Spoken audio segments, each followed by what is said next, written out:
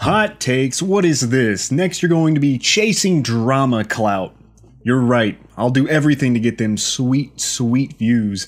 I'll give Fulgrim the sloppiest, galoppiest toppy with whipped cream and cherries if it means I can do Warhammer content for a living. Am I giving up my morals and values? Absolutely.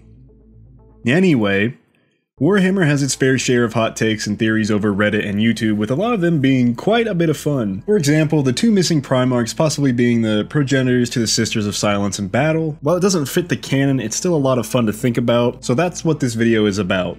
As always, the Dark Gods demand you like and sub, as if you don't, Malnius Calgar will show up and read the Codex Astartes until you can recite it over and over and over again. Also, just general disclaimer, don't take any of this shit I'm about to say as 100% facts, it's more just speculation, having fun, omitting certain parts of the canon, and so on. Drop some fun stuff down below in the comments, jokes, general theories, fanfictions between Dorn and Perturabo, I'm here for it all. Without Lorgar, the Emperor wouldn't be a god. Lorgar Aurelian is the Primarch of the Word Bearers and is unanimously hated by pretty much everyone. Not only is he a bald-headed dickhead, but he also is probably the weakest Primarch when it comes to battle. That isn't to say that he would get bodied by your run-of-the-mill guardsman, but he still doesn't quite add up.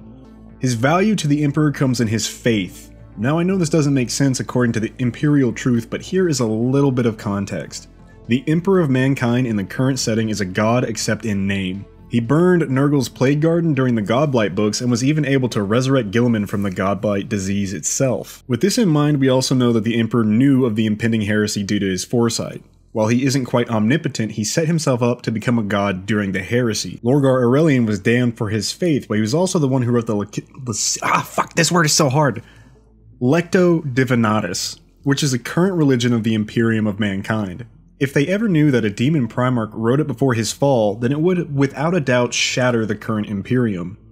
Lorgar's creation of the book would cement the God Emperor of Mankind when the Emperor would take his place upon the Golden Throne, the faith growing over the 10,000 years as it was circulated throughout the billion worlds. You simply cannot tell me that without Lorgar being the perfect tool for the Emperor, that he would naturally be a god instead of a corpse sitting on a throne. Corvus Corax is the scariest Primarch currently. Corvus Corax is in my personal top 3 of strongest Primarchs, following Conrad Curze and Sanguinius, because Sanguinius. Even though I make a lot of jokes about how much I hate the 19th Legion, they still are some of the best fighters in the Imperium. Corax has spent his time since the heresy inside of the warp literally hunting demon Primarchs by himself, which is just kinda kooky as hell considering how much of an upgrade being a demon Primarch is in terms of strength and durability. He literally kept Lorgar trapped inside of a tower in the warp because Lorgar was that terrified of fighting the Raven Lord, and since Lorgar didn't have any hair, he couldn't, cast his hair down the tower to escape. However, after all this time in the warp, Corax has slowly started to be changed in hideous ways. While we don't know for sure what that will do to him, he is starting to resemble more of a demon. However, he has kept his loyalty to the Imperium strong. So, mixing this in with a Primarch who is already busted as hell, the warp changing him in ways we currently don't know, I have an idea that Corax is going to start resembling his mirror being Conrad Curze. These two Primarchs are ridiculously similar, and while Curze wasn't able to reconcile with the ideals of justice like Corax was, it led to Curze kind of being corrupted in a weird way and just turning into a depressed psychopath. I don't know how else to explain it. Now, what I like to think is that Corax's time in the world has slowly started to shatter his mind. I'd love to see him seeing like visions of Curze or fighting with himself to stay in control while the imagination of Curze seeks to dominate his mind. I don't really have a lot of facts supporting this, but damn, doesn't it sound cool? And while I think Corax would never fall to chaos, it would be kind of fun seeing him bring like the Night Lords and Raven Guard into the same fold. I doubt it'll happen, but oh well, it sounds cool. Gilliman is a GOAT and is going to redeem a traitor Primarch. I know. Everyone hates the Papa Smurf, but hey, guess what? He's one of the best loyalist Primarchs. Struggling within the new Imperium and succeeding, 2v1ing traitor Primarchs during the heresy and somehow not dying, probably because of plot armor, but reading it was like, oh shit! He survived being a conduit for the Emperor during the Godblight book.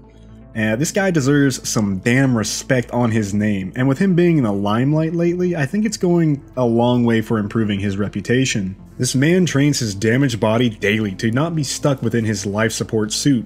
He commands the entirety of the Imperium, and he was one of the prime factors in the integration of Primaris Marines in the setting. With the rise of a possible new Chaos God, Bashtor, I have a very strong feeling that we are about to see Gilman ascend to one of the most interesting characters in this setting.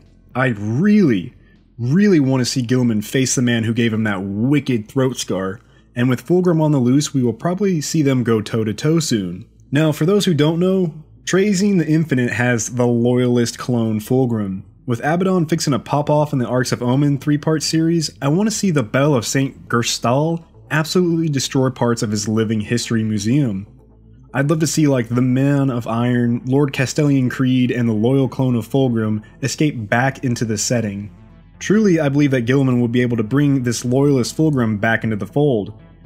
We also know that Belisarius Cawl is pushing to create Primaris Marines of the Traitor Legion, so perhaps this would be like the test run of that. It would definitely be interesting to see Gilman interacting with the man who put him in such a miserable state, and how his, like, the original one betrayed the Imperium. Also, seeing like once Traitor Legions reborn as Loyalists would be just dope. Just cool as hell. I mean, imagine a meeting between loyal Iron Warriors and Imperial Fist. Honestly, the Black Templars would probably just kill everybody. They're a little angry. Anyway, thanks for watching. I'm trying to get more content out for you guys. I think it'll be a lot of fun just experimenting with the channel, so I might just do like shorts during the week, or I might get like a smaller video out with less editing. I haven't really decided, but we'll figure it out, you know. Have a good one.